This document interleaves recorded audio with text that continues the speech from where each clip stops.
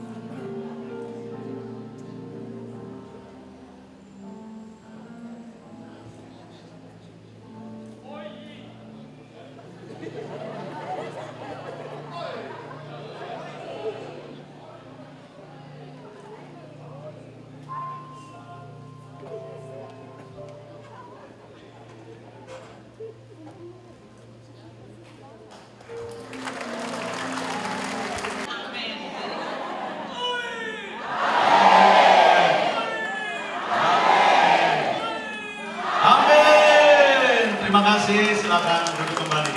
You may be seated. Thank you so much.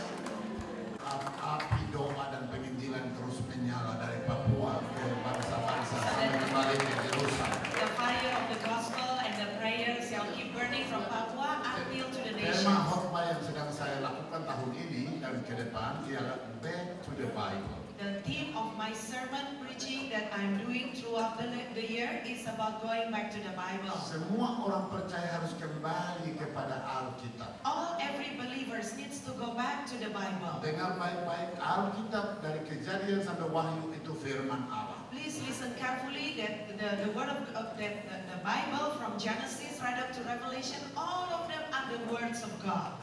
Kembali ke Alkitab maka ada terobosan-terobosan besar. Going back to the Bible, therefore you will experience a greater breakthrough. Mau mengalami terobosan dalam kehidupan pribadimu, keluargamu, pelayananmu, karirmu, kembali kepada Alkitab. If you want to experience breakthrough, whether it is in your family, in your work, in your career, even in your ministry, please go back to the Bible. Tahun ini tahun penuh misteri.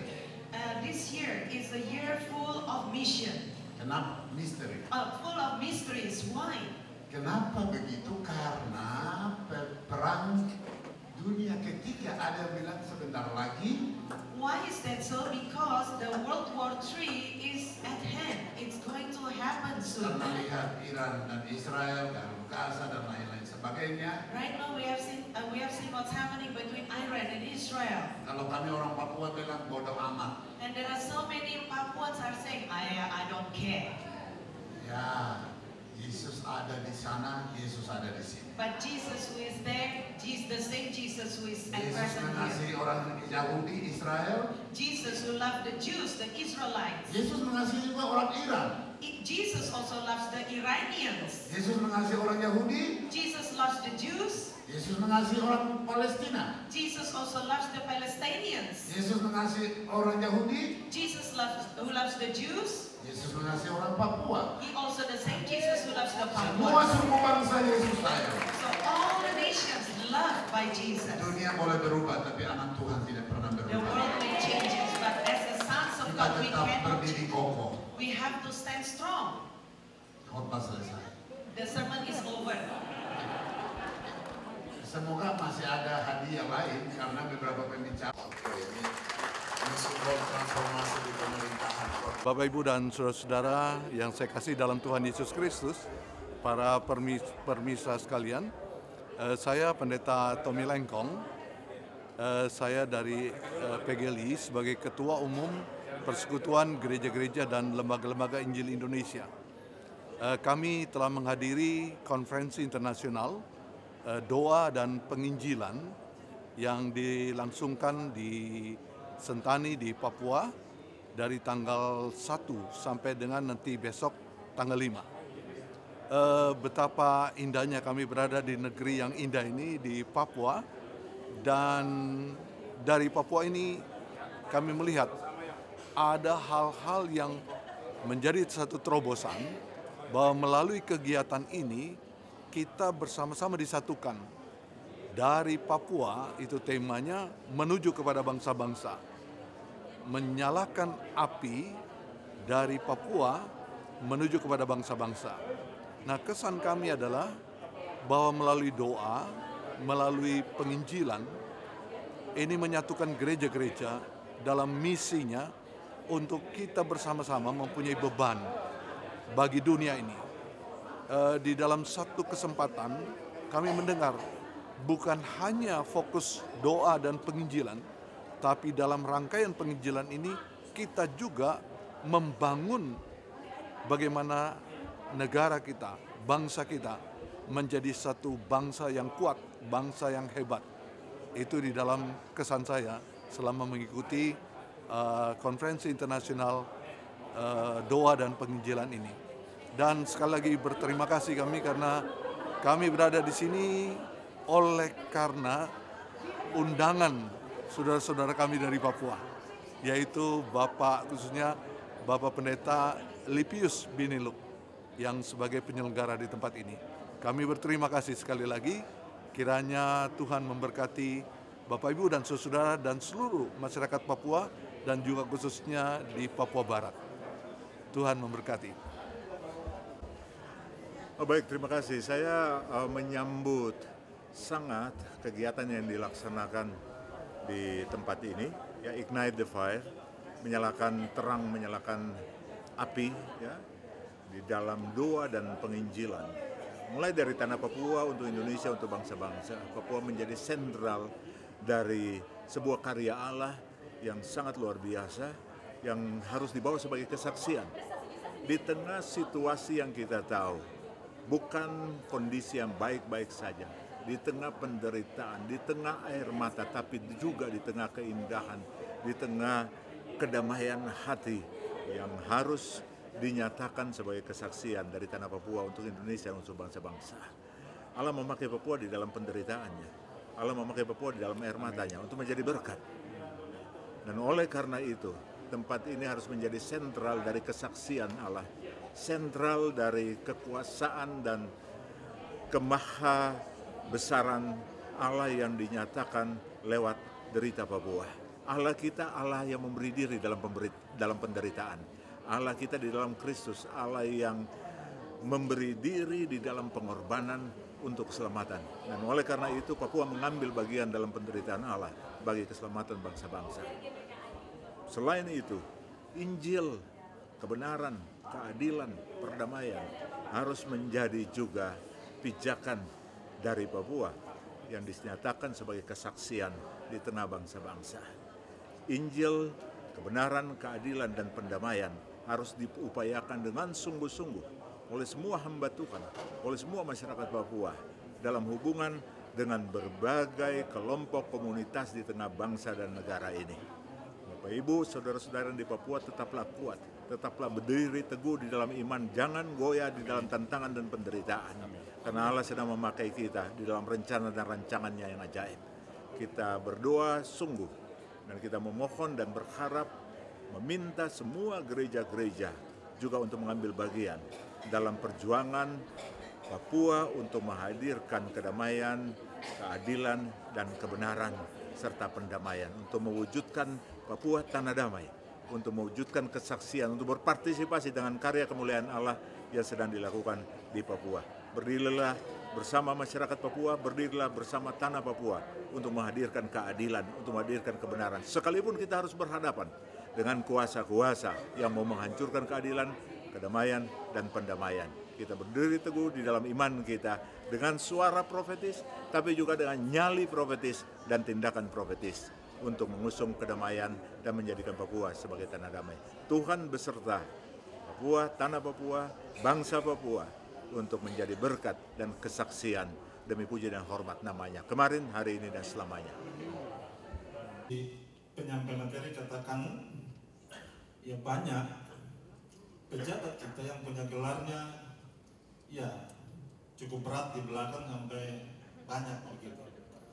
Tapi punya tingkat kesadaran hukumnya yang membuat sehingga dia ya bisa dipenjarakan ya karena tadi misalnya dia celaka ya sehingga terjadi seperti ini.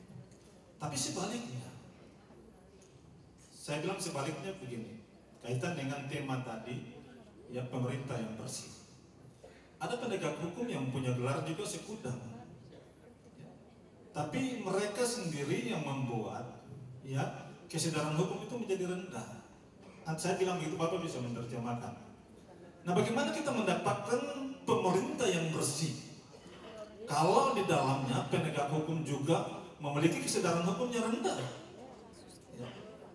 Lalu dalam kaitan, karena Bapak anak Tuhan, apalagi istrinya pendeta, nah bagaimana penegak hukum yang notabene anak-anak Tuhan? Dan itu tidak bisa kita pungkiri. Kenyataan terjadi seperti itu bahwa anak-anak Tuhan ya, yang duduk dalam penegak hukum juga terlibat. Yang tadi saya bisa katakan dalam tanda kutip kesadaran hukumnya rendah.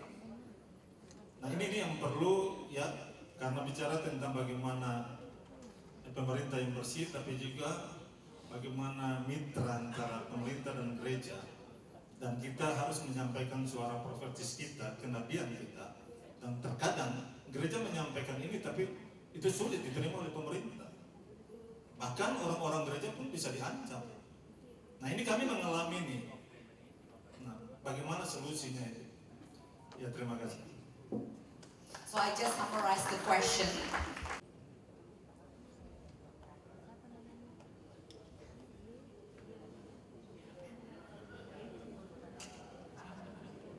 Hukum sehingga setiap orang berjalan sesuai dengan rencana dan kehendak. Kiranya Tuhan memberkati hamba-Mu di dalam narasumber berikutnya, yaitu Bapak Dinas Gilain, sarjana sosial magister sipil. Respect our wives. Suami dengan istri menghormati anak. Their husband and wife honoring their children. Anak menghormati bapak dan ibunya. The children are honoring the parents. Kita jadi satu. So we become one. Untuk memuji memuliakan In Tuhan. order to worship and praise the Lord. Praise the Lord. That's the thing that I can convey right now.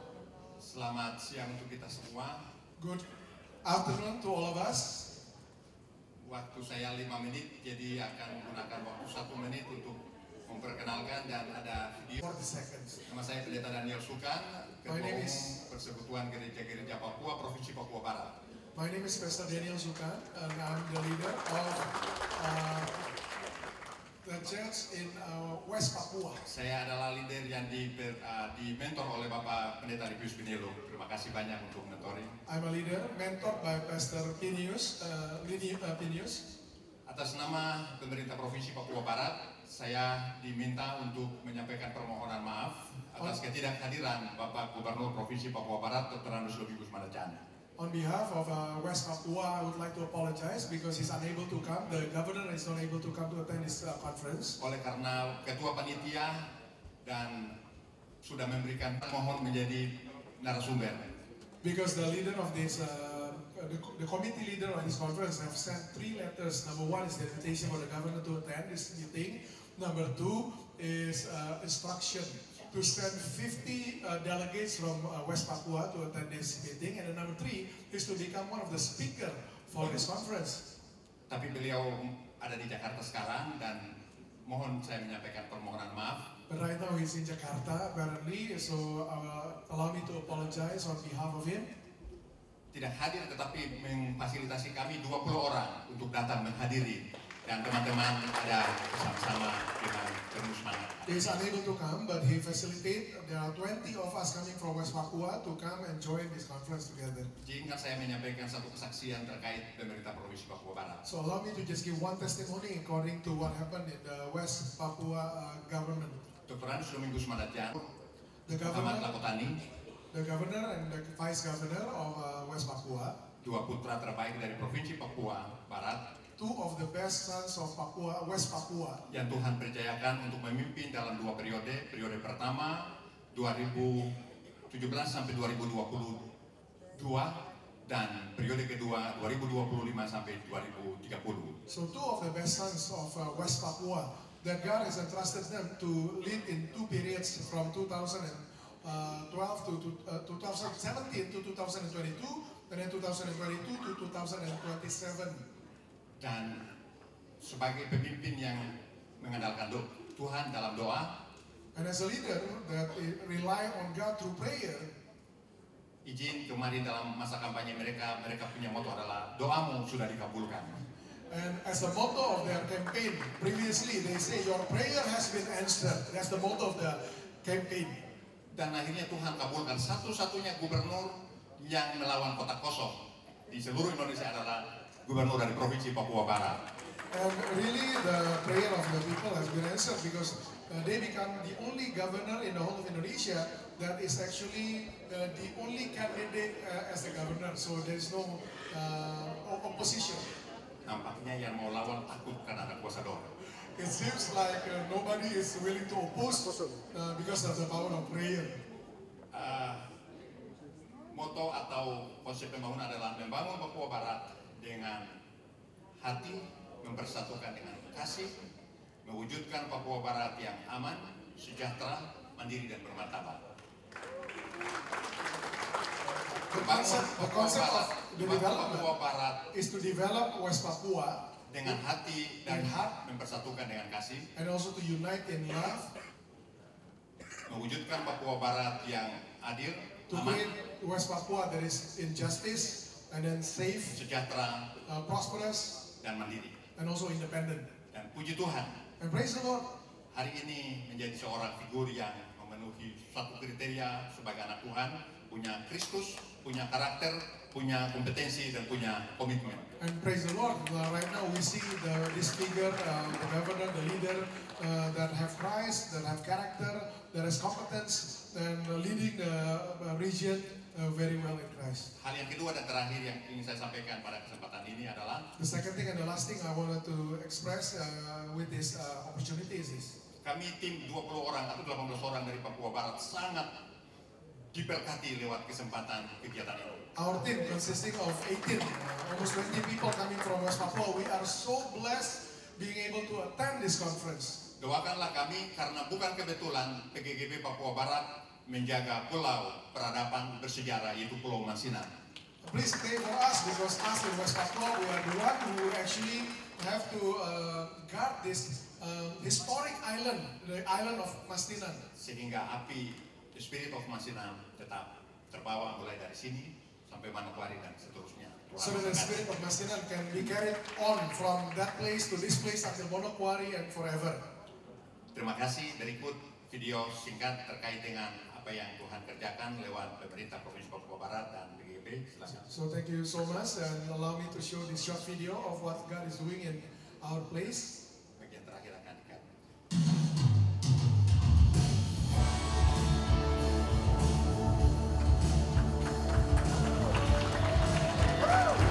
Di Pulau Mansinam,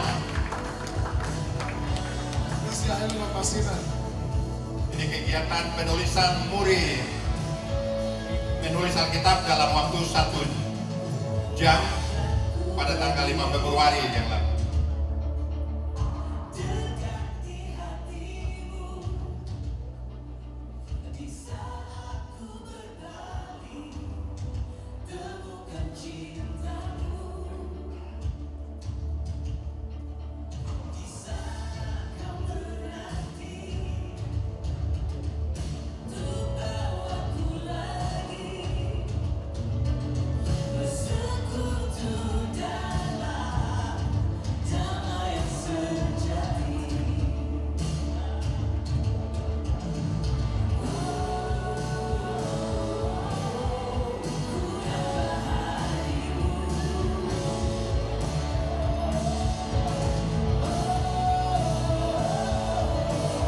Menara doa setiap hari Sabtu pagi jam 4.30 bersama dengan Badan Kerjasama Antar Gereja Manokwari sampai hari ini terus ada jam doa pagi.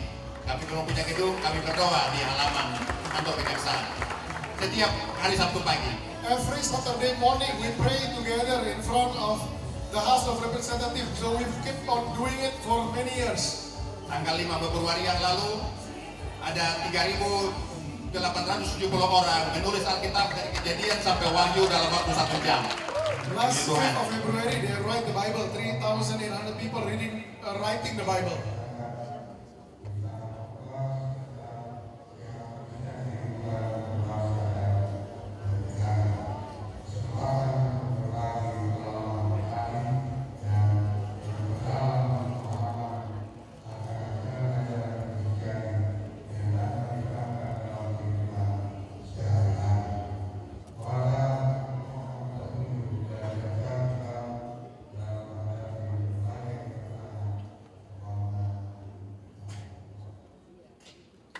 Saya titip doa satu, tolong berdoa karena dalam kepemimpinan hambanya, The leadership of the punya servant, kerinduan supaya Papua Barat menjadi provinsi tertoleransi, menjadi contoh bagi Indonesia Barat. they have this wish, this hope that the province of West Papua become the most tolerant province in Indonesia, so that it can become an example to the rest of the nation. 2 tahun yang lalu adalah provinsi yang tercatat toleran di Indonesia. 2 years menduduki urutan pertama untuk 2 tahun berturut-turut. So from 2 years ago, for every consecutive 2 years, last 2 years has been recorded as the most tolerant province in the whole of Indonesia. Thank you. Terima kasih, Tuhan memberkati. Thank you, God bless you.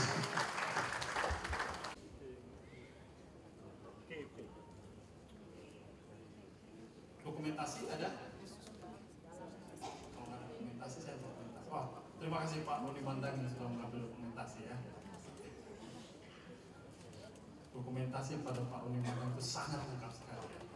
Mulai dari hari doa nasional yang pertama sampai sekarang ini.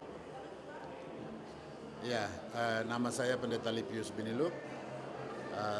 Ya, salah satu hamba Tuhan yang ada di Provinsi Papua, memiliki komitmen untuk membangun kerajaan Allah melalui gerakan doa bersama, penginjilan bersama, membangun tubuh Kristus di setiap suku, bangsa, dan bahasa.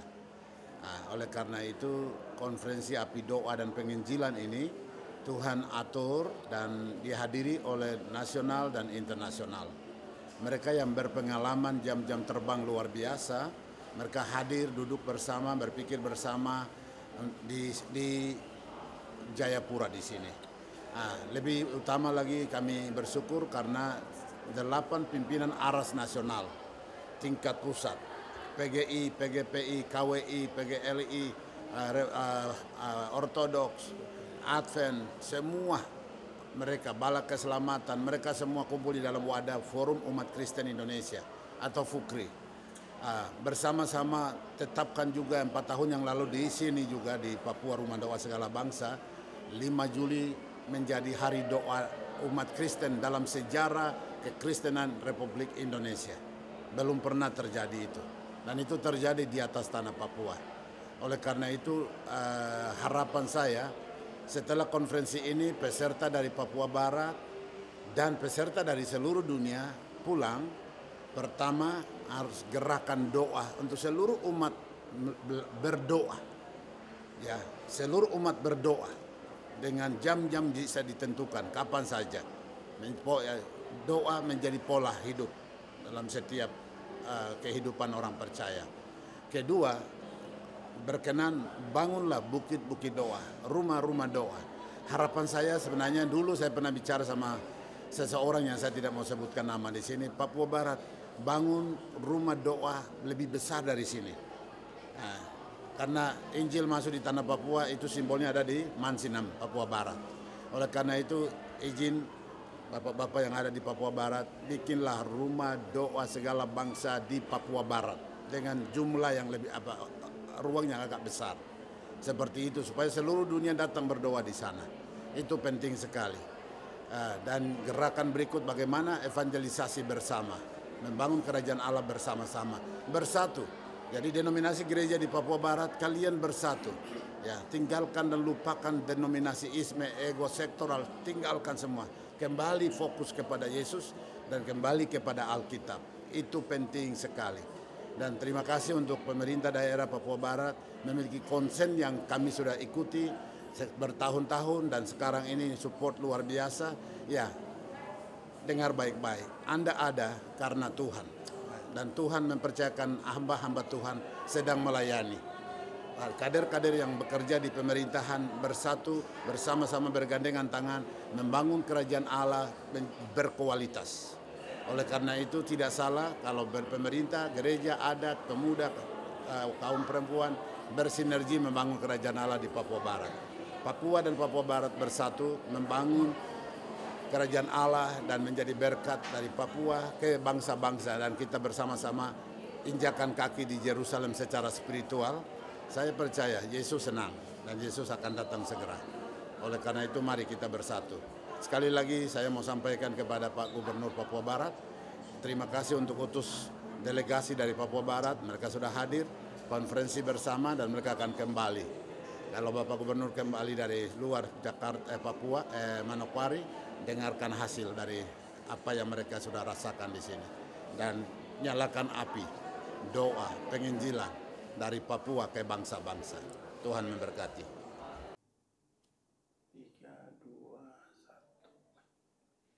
Shalom, saya Pendeta Daniel Sukan, Ketua Umum Persekutuan Gereja-Gereja Papua, Provinsi Papua Barat, mengucapkan selamat dan sukses atas terselenggaranya International Prayer and Evangelism Conference yang diselenggarakan di Jayapura pada tanggal 1 sampai dengan 4 Juli 2025. Kami PGGP Papua Barat siap mendukung, mendoakan, dan hadir dengan 20 orang delegasi yang mewakili 49 denominasi gereja di Provinsi Papua Barat.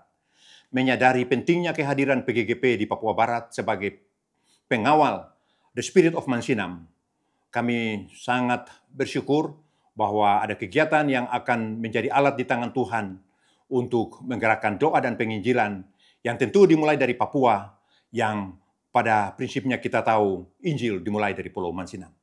Oleh karena itu pada kesempatan ini kami bersyukur PGGP bersama dengan pemerintah Provinsi Papua Barat terus menjadi mitra strategis yang melayani dengan tema membangun dengan hati, mempersatukan dengan kasih, mewujudkan Provinsi Papua Barat yang aman, sejahtera, damai, dan bermartabat. Tuhan memberkati.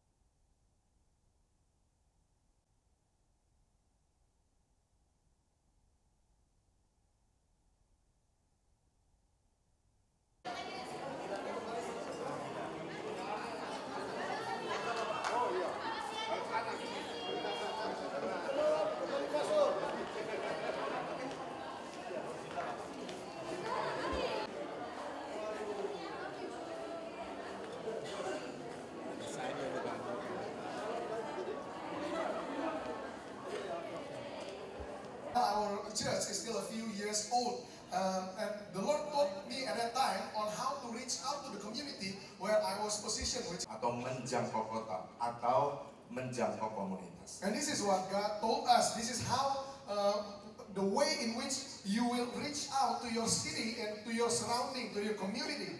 Saya minta melalui nabinya ada dua cara untuk menjangkau kota, memberkati kota. Yang pertama adalah usahakanlah kesadaran kota di mana kamu aku buang. So God gave a command through His prophet on how to reach out and how to bless the city where you are at. The first one is to work on the prosperity of the city. Cara yang kedua adalah berdoalah untuk kota kepada Tuhan. And this is the sequence. After you work on, then the second thing only you pray for the city. Mata rohani saya kemudian tiba-tiba melihat bahwa ternyata Tuhan doa penting, mengusahakan juga penting. All of a sudden my spiritual eye hadir pada seminar ini. Dari dua ini mana yang biasa dilakukan oleh gereja Tuhan? I want to ask from you, brother. Lama Tuhan kompres menjadi dua bagian. It is also relevant to what Jesus Himself taught. From 613, the Old Testament law, He compressed those 600 over laws into two main laws. Tuhan dengan segenap hatimu, segenap kekuatanmu, segenap jiwamu.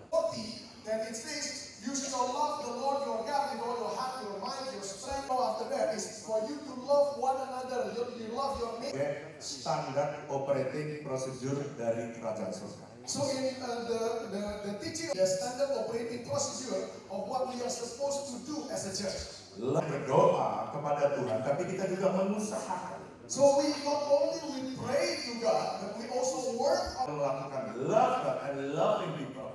So, we love God and we love the people. We connect to God, but we actually do. Saya ceritakan pelan-pelan. Sekarang kenapa alasannya Tuhan kita kamu berdoa untuk apa? I will explain later bit by bit, but then we need to work on the prosperity of the city first. Then only after that we pray. Why is the systems like that?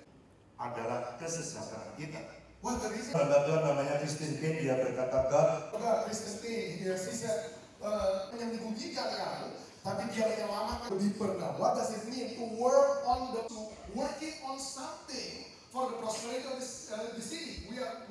But then to working on the prosperity number 3 also means the church kerjakan sesuatu untuk solve the problem, menyelesaikan masalah di kota, mengikhtiarkan dan bekerja sekeras-kerasnya, bahkan menciptakan sesuatu untuk menyelesaikan persoalan yang ada di kotanya. So I want to ask you this question after you understand. Doing their best to create something for solving the problem of the city. Up to now, have you done it or not? Apakah sudah dikerjakan oleh gereja? Jawab dengan suara keras. Jawab yang lebih kenceng. Can you speak louder? Jawab yang lebih keras. Speak louder. Belum. Not yet. Itu saya bagikan ini kepada saudara. That is the reason why Pak Lipius asked me to share about this to you. Sebab saya tahu waktu Tuhan memberikan pesan ini ketika saya disuruh membangun gerejanya, gereja Tuhan, tahun 2024, pesan ini datang kepada saya berkata, kenapa Tuhan menyaruh kata usahakanlah nomor 1. 2004. Yeah, then I understand why when the Lord asked me to start my church in 2004, God asked me and show me this sequence in which how to be an influence. Why is working on the prosperity of the city is sequence number 1. Nah ini alasan kenapa ada orang yang berusaha mati-matian untuk menyelesaikan persoalan di kotanya, tapi ada gereja yang tidak mati-matian. Dengan kata lain mencari yang lebih mudah, yaitu dengan cara berdoa. Padahal dua-duanya.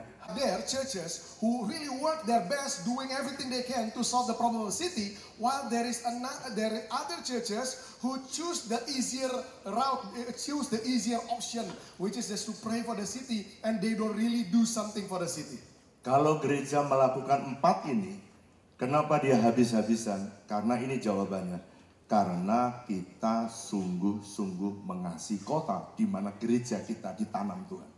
Because if the church is really doing those means, the church really love the city and the nation where we are placed in. Nah, di dalam ayat 1 sampai ayat yang ke-6, sebelum masuk ke ayat yang ke-7, orang buangan yang diangkut ke dalam pembuangan yang ada di Babel, ayat 5, dirikanlah, saya mau baca ayat 5 saja. Dirikanlah rumah untuk kamu diami. I want to read from verse 5 in Jeremiah 29. It says, build homes and plan to stay, plant gardens and eat the food they produce. Ada 3 cara saudara dan saya memberkati kota menurut guidance ini. Nomor 1. So according to Jeremiah 29, there are 3 things you can do. Mulai dengan apa? Memulai dengan memperhatikan orang-orang yang tidak punya rumah atau proyek-proyek bedah rumah. How do you do that? We begin by paying attention to those people who does not have a house. We have a project called house restoration. Satu hari saya melihat desa yang paling miskin di jemaat mengubah atau membedah rumah orang yang paling miskin di kota itu. So I begin to mobilize some member to actually do renovation work on the houses, the poor people houses around that area.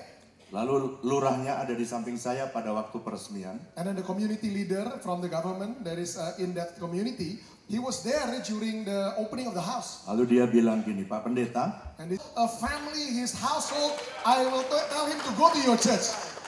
Ini kepala desa ini orang Muslim. And this chief of that village is a Muslim. Setelah saya meresmikan bedah rumah itu, So after I initiated that house restoration project. satu keluarga ini Cina Benteng itu punya satu keturunan besar. This one household, they are Chinese descendant from Benteng, from Tangerang, that area. They have, their descendant. They have a lot of people in their family. Satu rumah dibedah, 65 jiwa dibawa ke gereja dan menerima Yesus Kristus sebagai Tuhan dan Juru Selamatnya. Just one house being restored, 65 people, the member of his own family, came to the church, being baptized, accepting Jesus as their Lord and Savior. Mungkin sudah bertanya, apa hubungannya antara bedah rumah sama keselamatan jiwa? Maybe you're asking the question, what is the connection between restoring a house and then the salvation of people? Karena ayat 1 ini, pesan ini. Because of this, number one, this. Tanya kepada lurah ini, ada lagi nggak yang lebih miskin lagi yang perlu dibedah? So I am asking this chief of a village, is there even a poorer people that I need to do restoration in the house? Jangan satu keluarga dengan yang udah kita bedah. Not the same level with the family we have just restored the house. Kita kemudian ditunjukin yang ini, lalu kita bedah, kita kasih MCK, kita bersihkan, rumahnya dibedah. And the chief of the village show us another family. This one house is poor, even poorer. We restore the house, give the toilet and everything. We bless their house. Setelah peresmian lagi Pak Lurah bilang, Pak terima kasih. Nanti saya suruh keluarga besarnya untuk pergi ke gereja juga itu. After the commencement, the chief of the village again said, kamu nikmati hasilnya, kata Yeremia. In Jeremiah 29:5 it says also you plans for you to eat from it. Saudara, kenapa disebut kebun? Karena memang pada waktu itu belum ada industri ya tentunya. Plant gardens. Why plants? Because at that time they don't have industry yet. Untuk nikmati hasilnya. For you to berantas pengangguran. And also to eliminate unemployment. Nah sekarang saya mau putarkan video ini tidak terjadi dalam sekejap, tapi video ini terjadi step by step ketika Tuhan memberikan visi. Yang bertobat kira-kira lebih dari 2.000. Melayani di Indonesia selama 51 tahun. Jadi saya memang sangat senang untuk berada di sini. So, in both nations we are having a lot of persecution in the past. Saya sudah tinggal di Yaman untuk beberapa tahun. I stay in Yaman for several years. And satu pantun. I want to begin this reflection with one poem. Kekuatan api doa. Let us be joyful with this conference of the fire of God in prayer and evangelism. Dan penginjilan dari Papua ke seluruh dunia. From Papua to all the earth. Para Apostle Paul, with conviction and with great strength, he delivered this message. Bahwa Injil adalah kekuatan Allah yang menyelamatkan bagi orang-orang yang percaya kepada Yesus Kristus. That the gospel is the power of God unto salvation to those who believe in the Lord. Mengganti namanya Paulus, Saulus menjadi Paulus. He repented and he have changed his name from Saul to Paul. Setelah Paulus bertobat, bangsa-bangsa kafir juga diselamatkan berkat kekuatan Injil. Sehingga lewat Paulus, bangsa-bangsa kafir diangkat kepada Tuhan Yesus untuk diberi keselamatan. And by doing so, a lot of Gentiles also come into faith in Jesus Christ.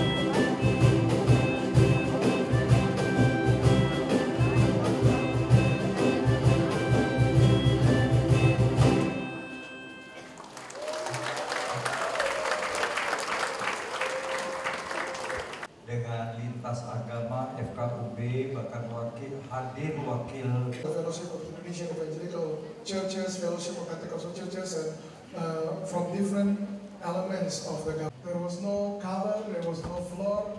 Saya pergi ke belakang, naik sampai ke atap. Ada hal yang menarik saya. There is something that interests me. Ada satu ibu yang Take several pictures. dan nampaknya ibu ini kurang senang kalau para pekerjanya tidak gesit. And it seems like this lady at that time was he the supervisor of the work. Tetapi kalau jadi mandor, kenapa? Why is it? She was also involved in carrying the stuff, moving different things. Dan itu that is Ibu Elvi. Dan yang menarik kedua bagi saya adalah Julie arranged bit by bit until it all finished like this. Dan kalau ibu bapak melihat majalah yang saya bagikan, yang saya buat, Tuhan Yesus yang membentangkan tangannya dengan salib. Above us is a picture of Lord Jesus stretched tanah Papua. And that is upon the land of Papua. Sehingga pada waktu saya ada di sini dan naik, dan itu ada di dalam majalah. And it is also put in the magazine. Dan dengan berbagai elemen, tokoh masyarakat, pemerintah, dan aparat keamanan. But Pak Lipius was the one who invited. Dari tempat ini ada sebuah terobosan yang akan terjadi. And from this, with the pattern that we saw in the Hill of Prayer. Ini dengan bukit dari rumah doa Yateno. This place with the prayer hill in Yateno. Of the ministry of Jesus, kita tidak menemukan otoritas dan kuasa yang dimiliki oleh Tuhan Yesus. We don't see or we don't found the authority and the power that Jesus once had. Dan Tuhan Yesus mengakhiri pelayanannya masuk dalam penganiayaan. And Jesus ending his ministry when he entered into persecution. Kita tidak mengerti. We don't understand why. Kenapa? Why it happened. Dan bukan hanya Tuhan Yesus, para rasul, murid-murid daripada Tuhan. It's not even Jesus, even the apostle experienced the same thing as Jesus. Setelah Roh Kudus dicurahkan, maka Paulus membangkitkan orang lumpuh yang ada di bait Allah. When Saul and Paul was filled of Holy Spirit and he the lame walk. Dimulai dengan sign and wonder. He started his ministry with sign and wonder. Tapi ending daripada pelayanan para rasul dientuk dengan penderitaan. But ended toward the end. Dan the apostle was persecuted. Dan tidak ada satupun yang luput daripada penderitaan. Not even one escaped from suffering. Kita tidak mengerti mengapa kuasa dan otoritas yang dimiliki oleh para rasul juga tidak bekerja pada waktu mereka menghadapi ancaman. We do not understand why the power and authority did not work for the apostles. 3 verse 10. Rasul Paulus berkata, yang kukandaki ialah mengenal Dia dan kuasa kebangkitan. The things that I wanted to know Him and also the power of His resurrection, that my own translation. Dan persekutuan dalam penderitaan. And also unity in His suffering. Di mana aku menjadi serupa dengan Dia dalam kematian. Where I become like Him in His death. Saudara, percayalah kalau kita menerima anugerah Tuhan dan brother and sister, if we receive a grace of God, but we refuse suffering, maka kuasa kebangkitan itu tidak akan pernah bekerja. The power of resurrections will not work. Lukas pasal 9:23. Luke 9 verse 23. Setiap orang yang mau mengikut aku, everyone that if everyone want to follow, garis bawahi, ia harus and he must memikul salib dan menyangkalnya, carry the cross and deny himself, dan mengikut aku, and follow him, follow me.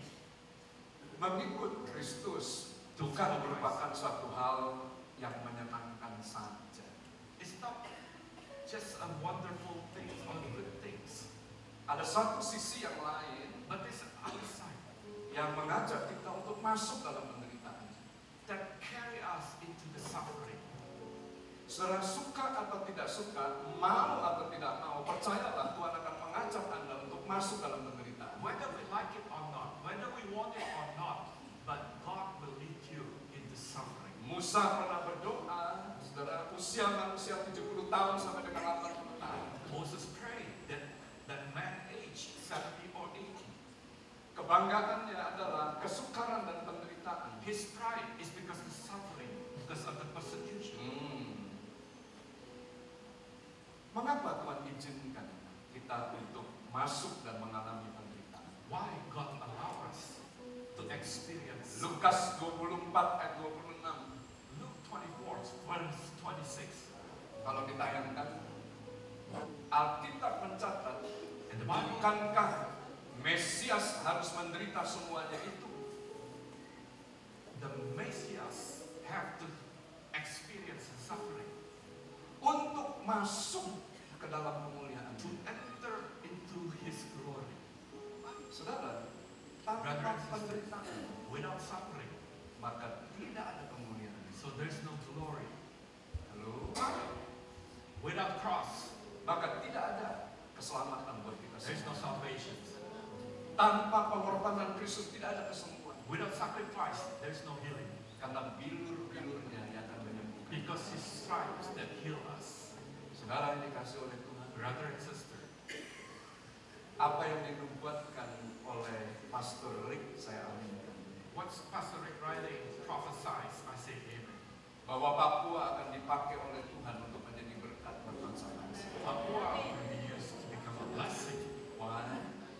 Why? Karena Papua sudah lama menderita.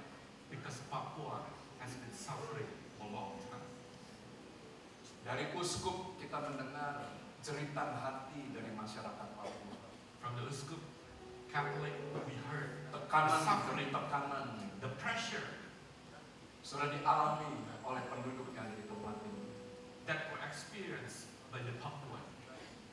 Dan saya bisa mengerti mengapa, karena kami juga pernah mengalami tekanan-tekanan seperti itu. I can understand because me ourselves we experienced those things. Tahun 1965 maka terjadi naturalisasi. In 1965, there's naturalization that performed by request by the government. Saya dari keturunan Tionghoa. We are Chinese descendant. Nama saya Hok Wan. His name is Hok Wan. Dan nama beliau Hok Yang. And my name is Hok Yang. Tapi pada tahun 65 kami harus menghapus identitas kami. 1965, the government asked us to abolish our name. We cannot use the Chinese name. Kami harus kemudian menolak kewarganegaraan kami, asal kami yang berasal dari China. We have to reject it where we came from. Negara ini menolak kehadiran kami. These nations reject us. Dan kami akan diterima pada waktu kami membuang nama kami. They will accept if you convert it or you lose your identity. Nama itu adalah identity. Name is your identity. Tahun 65, in 1965, identity saya sebagai seorang Tionghoa, our identity as Chinese harus dihapus, was stripped dan diganti dengan yang baru. And changed to a new name. Sehingga hari ini orang mengenal saya sebagai Bambang. And today they call me as Bambang. Dan saya bicara dengan Pak Goma. And I've talked to Pak Goma. Kalau ditanya siapa yang lebih Indonesia, saya atau beliau? And if he asks who is more Indonesian, he or me, maka saya katakan saya lebih Indonesia dari beliau. I said we are more Indonesians than you. Mengapa? Why? Karena saya punya SKBRI. Because we have a paper that certified that we are the citizens of Indonesia. He doesn't have it. The native do not have it, but we Chinese, we have to carry that. Sertifikat dari pemerintah yang menyatakan kami warga negara Indonesia. The certificate that said that we are the Indonesians. Saya percaya bapak-bapak ini nggak punya SKBRI. And you guys that sit here, probably you don't have this piece of paper. Apalagi Pak Lipius pasti nggak punya. And also Pak Lipius. Yeah. We know that definitely you don't have it. Sekolah kami, Pak. And our school. Opa saya pendiri daripada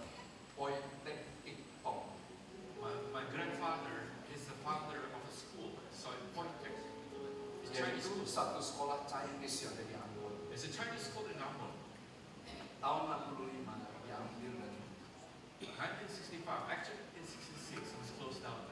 Harta kami. And our treasure, our wealth. Saudara, opa saya itu gubernur. Our great grandfather used to be mayor or governor. Tanah-tanahnya yang ada di Ambon itu semua disita oleh pemerintah. The land that we have is all confiscated to the government. Kami tahu penderitaan. We know how you suffer. Mengapa Tuhan izinkan? Why God allow this suffering? Karena melalui penderitaan Tuhan akan bawa kita masuk ke dalam kemuliaan. Because through suffering, God will bring you